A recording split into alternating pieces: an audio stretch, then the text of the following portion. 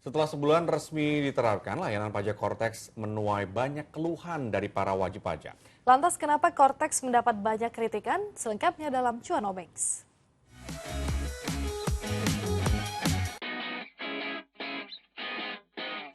Hai, Cuanomics di sini. Apa kabarnya di sana? Bagi kamu para wajib pajak, udah pada tahu Cortex belum? Itu loh sistem inti administrasi perpajakan yang dikeluarkan oleh Kementerian Keuangan melalui Direktorat Jenderal Pajak. Jadi, kalau menurut laman pajak.go.id, Cortex itu merupakan sistem administrasi layanan Direktorat Jenderal Pajak yang memberikan kemudahan nih bagi para penggunanya. Nah, terus sistem administrasi perpajakan terpadu yang berbasis digital ini sudah mulai diterapkan sejak 1 Januari 2025. Jadi memang Cortex itu mengintegrasikan seluruh proses bisnis inti administrasi perpajakan, mulai dari pendaftaran wajib pajak, pelaporan SPT, pembayaran pajak, hingga pemeriksaan dan penagihan pajak. Itu semua bisa dilakukan dalam satu sistem ini.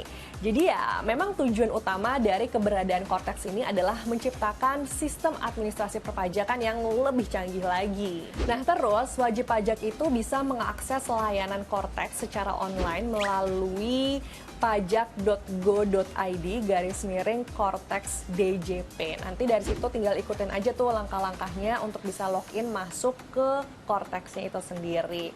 Cuman yang perlu kalian ingat juga nih buat para wajib pajak, lapor SPT di tahun 2024 yang dilakukan tahun ini nih, itu masih belum menggunakan Cortex ya. Jadi masih menggunakan cara lama yaitu melalui DJP online yang artinya masih membutuhkan EVIN. Berbeda dengan lapor SPT 2025 nih yang akan dilakukan tahun depan. Itu baru menggunakan Cortex. Wajib banget tuh menggunakan Cortex. Dan tandanya apa coba? Tandanya ya goodbye EVIN. Tapi ya gitu, di awal-awal penerapannya Cortex ini udah ada aja masalahnya tuh ya di awal Januari 2025 dan akhirnya menuai banyak kritikan juga di antara para wajib pajak ini. Rata-rata sih ya karena adanya kerumitan sistem baru yang diperkenalkan. Terus layanannya juga suka error, kayak misalnya nih ya dalam proses pendaftarannya atau proses pembuatan akun baru hingga faktur pajak. Ya sayang banget ya, sistem administrasi perpajakan yang katanya canggih dan diharapkan bisa memudahkan masyarakat dalam membayar pajak, tapi malah begitu ya. Padahal nih kalau menurut Kepala Dewan Ekonomi Nasional yaitu Luhut Binsar Panjaitan bilang Cortex ini tuh keberadaannya berpotensi menambah pendapatan negara hingga 1.500 triliun rupiah. Cuman ya kalau misalnya kondisi Cortex-nya kayak sekarang gitu ada error-errornya, kira-kira bisa tercapai nggak ya potensi tersebut. Terus ya kalau kita telah lagi nih, kalau kita lihat biaya yang dikeluarkan untuk proyek Cortex itu jumlahnya lumayan loh, mencapai 1,3 triliun rupiah. Bahkan juga melibatkan sejumlah perusahaan asing ternama di dunia ya, yang nggak melalui proses tender yang dilakukan. Jadi kalau misalnya di awal-awal penerapannya udah kayak gini, menuai banyak kritik, sayang banget ya, kesannya kayak kurang siap gitu diterapkan saat ini. Walaupun nih Direktorat Jenderal Pajak atau DJP menjawab permasalahannya itu bukan pada servernya, melainkan memang adanya tingginya volume penggunaan secara bersamaan sehingga memengaruhi kinerja dari sistem Cortex itu sendiri.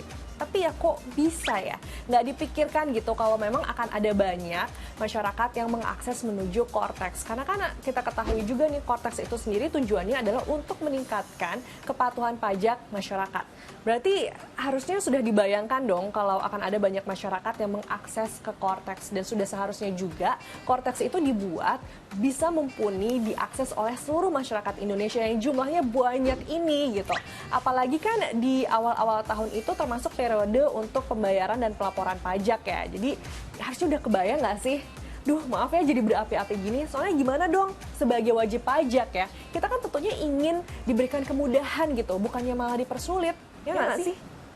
Menanggapi kritikan dan protes masyarakat, DJP akhirnya minta maaf dan juga berjanji akan terus melakukan perbaikan pada Cortex agar bisa menjadi lebih baik lagi. Iya, dimaafkan kok. Tapi yang penting nih ya intinya dari kami para wajib pajak minta biar segala sesuatunya dimudahkan gitu dalam mengurus pajak. Jangan dibikin ribet deh. Kalau kamu sendiri udah pernah cobain Cortex belum? Share ya pengalaman kamu di sini, tapi jangan lupa like and share konten ini. Sampai jumpa.